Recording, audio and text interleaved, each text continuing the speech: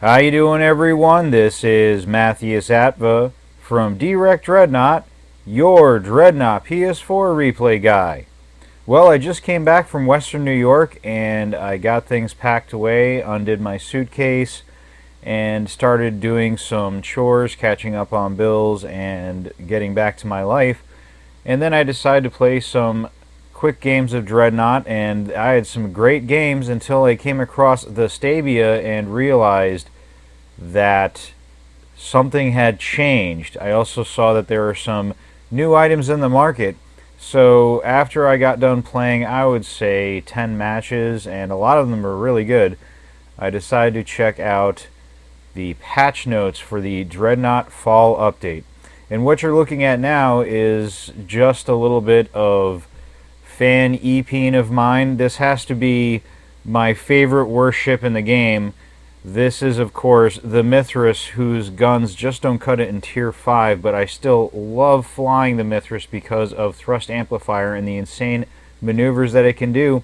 So I keep throwing money at this ship to make it look cool because I love flying it, but you don't see many replays out of it because usually I get maybe 7-0, 8-0, maybe a 10-1 or something with this ship. But I thought I would showcase my awesome skin and paint job. I think this is going to be called from now on the Freedom Eagle because it looks so cool and it's just great, and hopefully I'll be able to showcase it in a replay because it looks even better in action. It's just a massive awesome bird with spikes and feathers, and it shoots death, and it's a lot of fun. But I thought we would take a look at the Dreadnought Fall update now and see what changes there have been, and man, have there been many changes.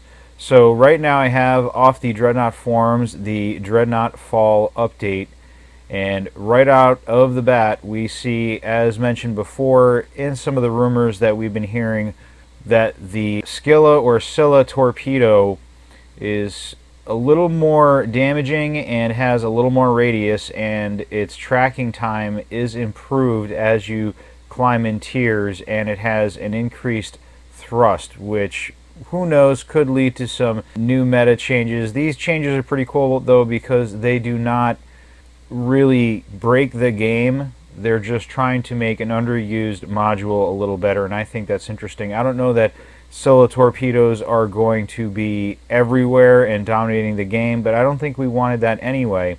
So it's very interesting to see this new change. And of course we have right now the light particle turret changes. I don't know that this secondary weapon is ever going to be any good. I mean, how do you beat flak? Flak is the go-to for destroyers. I guess you could use rockets, but rockets aren't a bad secondary, but they're nothing compared to flak. Destroyers classically have that medium, even long-range damage when it comes to Aquila Vector and Jupiter arms. Even up to 5,000 meters, the Brutus does some good damage. I see a lot of players running around. They don't even use their guns on the Brutus. They don't even use their guns on the Athos sometimes. It's funny to see a Vigo or Athos try to ram things and not use their guns, which is a shame. I know people want to get the drop on their opponents and get surprised, but let me tell you, even the Brutus guns, which is probably the weakest gun of the three classes of destroyer in Dreadnought,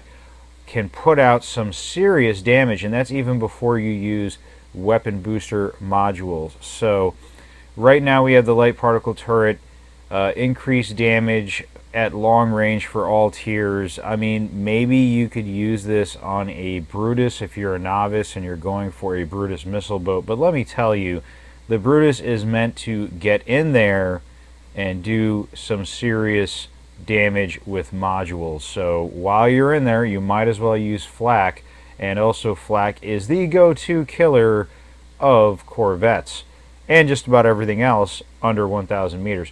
So the other thing is, okay, let's try to use the light particle turret for Aquila Vector ships, and Aquila Vector ships have such a colossal clip that it makes no sense to use the light particle turret in between reloads. You're going to be using it so infrequently, And sure, you can make the argument that the Gora never gets into close range. It's always prodding along behind other ships. It's so slow. But let me tell you, other ships will come to you, and when they do, those flak turrets are a huge deterrent. And also, let's look at the Athos, the Vigo. They have a very low reload time. They have a very high DPS.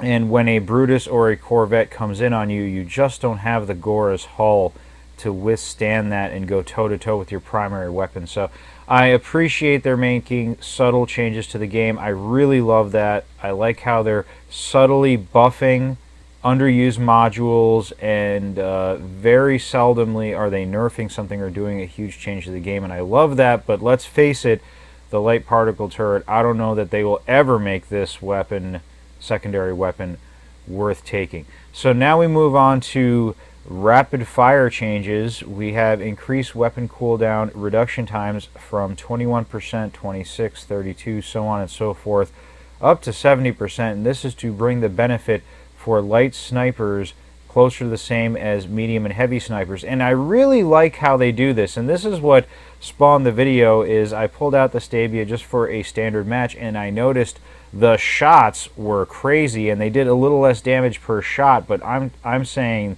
these shots were cranking out there maybe 2 to 3 times faster than normal. And that is probably due to these rapid fire changes, because now with the Stabia being able to empty its clip almost as fast as the Grenada or the Aquila Vector artillery cruisers, now you have a similar unloading of ammunition time, a similar reload time, and now they can easily make benefit of the rapid fire module. And to tell you the truth, even though the Stabia did more damage per shot and took longer to empty the clip, and it's a little harder to get used to with the faster paced ammunition expenditure of the Stabia, I have to say, once you get going and once you get used to it, even though you're doing less damage per shot, you're really cranking a lot of DPS out there. So you're still maintaining good damage, you're still maintaining good maneuverability, and if you take rapid fire, you'll be able to really crank out the DPS in the shot. So I really like this. There are some changes and tweaks to the Sniper Medium and Sniper Light classes, and that would be, of course, Aquila Vector and Oberon. And we see that there is increased Tier 5 medium sniper damage, so that it is an increase from Tier 4. This makes it so the Aquila Vector artillery cruisers do scale up with damage, and so that Tier 4 damage is 5,500 and Tier 5 was 5,000, which got changed to 6,000. And that's good because, sure, Aquila Vector artillery cruisers had this reputation of being very hard to hit and very survivable, and that was supposed to be their thing. The Jupiter Arms had the highest hitting power, and Oberon had the maneuverability and target vector angles. But now it's a bit of a buff to Aquila Vector artillery, and I don't think anyone is going to cry foul over that. There is decreased light sniper refire time, which we were talking about before, to 0.2 seconds at all tiers, and reduced reload time from 3.2 seconds to 3.2 seconds. Okay, I see what they're saying. It's scaling down through the tiers. So now the reload time of Oberon ships is on par with other artillery cruisers such as the Grenada, which I believe has a 2.5 second reload. So now it has, I remember sometimes when you're Oberon and you miss a bunch of shots and you're caught out in the wind, it takes a long time for your clip to reload, and that's why I moved to the bolt gun secondary, so I could maintain long range DPS in between reloads. And now I had a hard time switching weapons with this new reload speed at Tier 5, which I think is a good thing overall. I can still squeak out one bolt gun shot, and that's okay, but getting your ammunition on target and getting out of the area faster definitely benefits the whole Oberon strategy. So you swim in like a shark, unload your, drop some mines, unload your bomb catapults, unload a clip or two, and then get the heck out of Dodge and relocate and find a better target position and keep on the move so you don't get caught by enemy ships. And now we're going to move on to bug fixes. And with bug fixes, we're looking at artillery pods, hooray, hooray, and Tesla pods now have larger collision to match their actual geometry. And I think this was much needed a long time ago, and of course, you know me, I would love to nerf the heck out of artillery pods even though I use them, but artillery pods having a larger hitbox and larger collision box is great. It means that now when you have 3-4 tacticals dropping 6-8 artillery pods, get those things shot down and thin the field without using nukes of these awful pods spamming everywhere and just making everyone's life miserable. But they still do a lot of damage, and you can still do a lot of tricks with them, especially Jupiter Arms tacticals, putting them in weird places using cloak or just using your maneuverability to put these pods in weird places so people don't notice them. If you just go to the top of the map like a lot of casual artillery pod users and tactical cruisers do, they fly to the top of the map, they drop off some pods, and then they go retreat and hide behind a dreadnought and pop some repair pods and or go to cover. And let's face it, that was kind of lame, and that was the whole argument, is that these things were putting out artillery cruiser damage without being able to fire back at the tactical cruiser to get these pods out of there, and that these pods were so impossible to hit that it was just a waste of time. And now it's going to be easier to hit these pods and get them out of dodge, so that forces the tactical to come out from its hiding place to plant new pods, and you won't get, especially certain maps that are very small like Red Sands and especially Kappa Base, where these tacticals would rush to the center of the map, launch a bunch of pods and retreat, and it basically spammed the entire center of the map, so you were pushed to the edges, you had nowhere to go. That's going to be less likely now if you can shoot these pods down, and we will see if the meta changes. We also now have artillery pods. They show explosion effect when destroyed. I always thought they did, but maybe sometimes they didn't. But now you know for sure when you hit one, it's gone. You can be more aggressive. You know you're not, it's not some sort of glitch and that it's going to start shooting at you. They also fixed cloak modules so that they go on cooldown when broken. This is something a lot of people have been talking about for a long time. It's not something I really experienced all that much, but I know it was out there. I thought they already fixed this, especially with emergency evac, where if you knocked someone out of emergency evac, it didn't always decloak them immediately. Sometimes there was a huge lag, and it enabled shrewd players to get in there and dump a bunch of modules in your face, like a nuclear mine, an artillery pod, and a blast pulse, and then be out even if they broke their cloak, or if you shot them, you didn't know where they were still. Now, when that cloak is broken, you should have an easier time tracking them and finding them and punishing them for their ridiculously cheesy and bold maneuver. Now for PS4, that's us. Paging right now works using R1 when selecting modules. Okay, this didn't really bother me. I'm glad that they fixed it. I'm glad it's there. Fixed rapid fire active time so that it matches actual duration. I'm going to be honest, with some of these I don't pay attention as much as I should.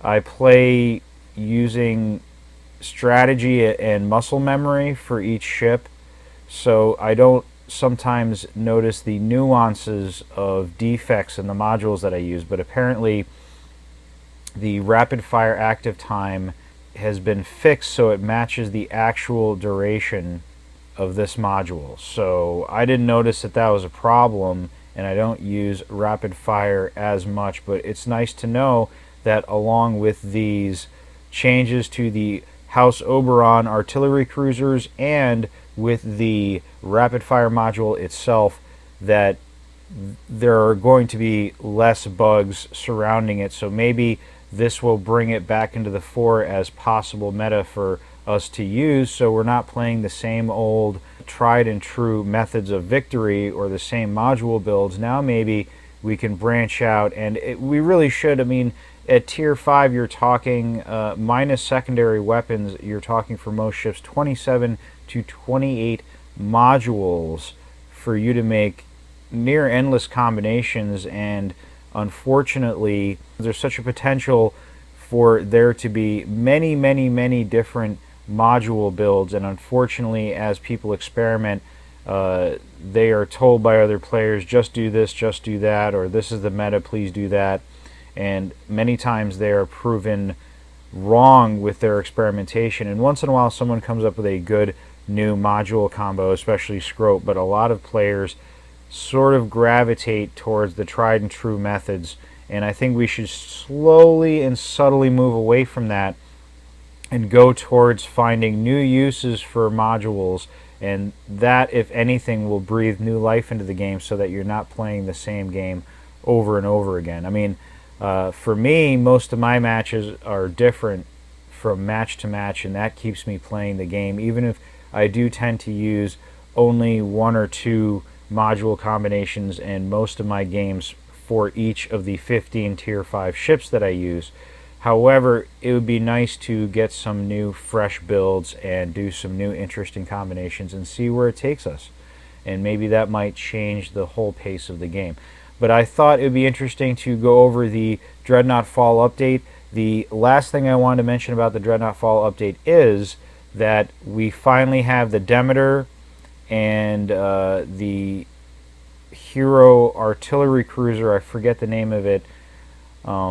It's the Iranian Archer. It's named after him. I think it's the Ash or Arsh or something like that.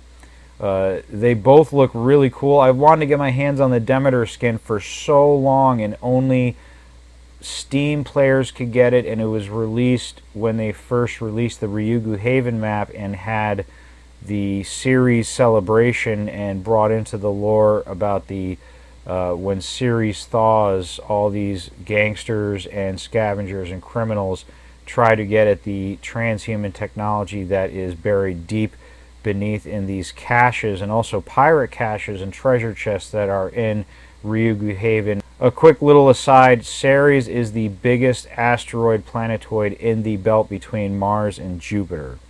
So it's almost a planet, and if we ever do get into space, this is why I like the Dreadnought lore, if we ever do get into space, Ceres is probably going to wind up being some sort of mining colony or way station or military outpost or something, because it has substantial mass to build on, and it actually probably has enough gravity to assist drilling and building and doing all that sort of thing. So I think it's very interesting. But anyway, the Demeter, which is a hero ship, and it's for the Aquila Vector corvettes, looks really cool. I've wanted to get my hands on it for a long time, and now I can. And there are numerous sales in the market as well, slashing a lot of prices, and I did notice some subtle increases, probably on really hot items. And don't quote me here, but it seemed like certain paint jobs got an increase in price, which is fine when demand is high for something, and that's when you want to subtly raise the price.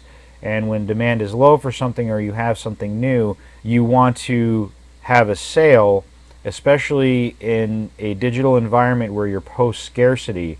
And that means that you don't need to build anything, you don't need to import any resources. Once you write the code, you're never going to run out of that code. So if something's not selling, by all means slash the price and get it into people's hands. Make them want to put money in the game and buy it, and make them happy, and don't rip them off. And I think 6 Foot and Greybox are finally getting the message, especially in a post-scarcity situation where you're just selling code, that you might as well have a sale and get these digital items into everyone's hands as soon as possible. And it's nice that they're also releasing these previously unavailable ship skins and hero ships in the PS4 market. There's one left over. There's a Jupiter Arms tactical cruiser skin. It looks like an owl. I don't really know what it is right now, but I'll look it up and maybe mention it in the end of month update for Direct Dreadnought and the game of Dreadnought. And I would like to see that. I thought that was a very cool ship skin, and it was only available to PC, and I hope that it makes it onto PS4 like the Demeter and the Aquila Vector hero ship artillery cruiser. I thought that if you hadn't been playing the game in the last 48 hours that you would want to know about it from Direct Dreadnought, that there are new things in the game, and hopefully they have a second fall update like they had 2 summer updates, and we get more things in the market, better gameplay, less bugs, more subtle changes to underused modules, and slight tweaks to balance. And I think what they've been doing over the last 3 updates is absolutely great. Go ahead, log on and see what's new in the market and play with the new Stabia. See how you like the refire time and how it's a less damaging but more DPS and faster fire rate.